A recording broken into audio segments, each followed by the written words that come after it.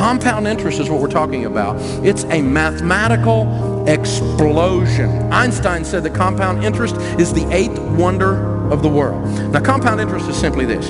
You take your money down to the bank. Let's take this $1,000, and we take it down to the bank, and we put the money in the bank. Now, you leave it there, and it earns interest, and you leave the interest there. The next year, you earn interest on the $1,000 and on the interest. The next year, you earn interest on the $1,000, on the interest, and on the interest, and you leave it there again. The next year, you earn interest on the $1,000, on the interest, on the interest, and on the interest, and then you leave it there again. That's what compound interest is. The trick with investing is you got to start, and you got to start right now. You got to get started. So we're going to get the $1,000 out of the way. We're going to get the emergency fund built as quickly as we can. We're going to get you out of debt, and then we're going to get you investing as fast as we can in these baby steps, because time needs to be on your side. Let me show you what I'm talking about. Let's look at Ben and Arthur for a minute.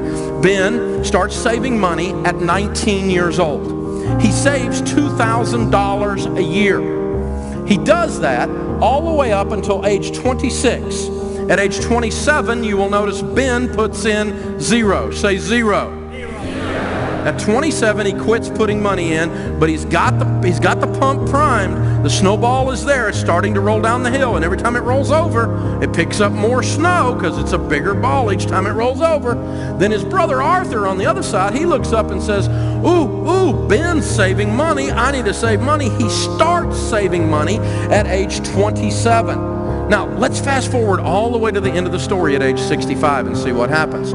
What happens is, at the end of the story, Ben has put in $16,000 and has ended up with $2,200,000. Arthur, who put in $78,000, only ends up with $1,500,000. The guy who put in $78,000 later ends up with $700,000 less than the guy who put in $16,000 earlier. Some of you are looking at that and going, that's a real nice chart if I was 19. Well, let me tell you this. If you're in here and you're under 25 years old and you grasp what I just showed you intellectually to the point that it drops from your brain into your heart and changes your behaviors, I just made you a multimillionaire. You shouldn't be allowed to graduate from college or high school without being able to explain that chart. It would change America if people understood that chart.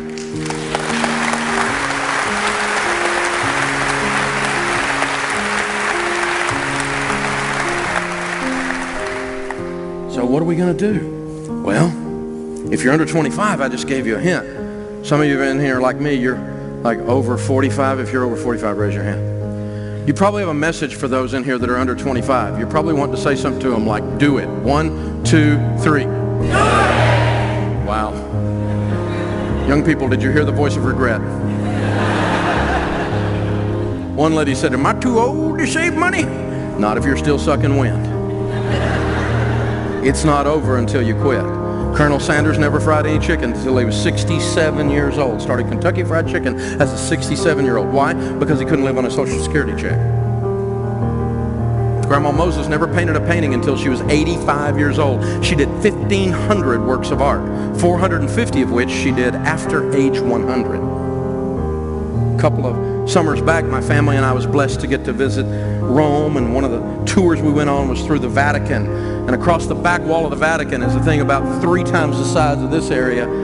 On the back wall, this masterpiece of the return of Christ at the end of times.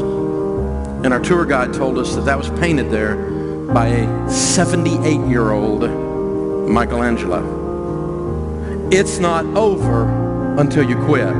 But with this money stuff, it's a lot easier if you'll get started now. The sooner you start, the less it takes and the easier it is, because you establish that discipline, you establish that pattern in your life.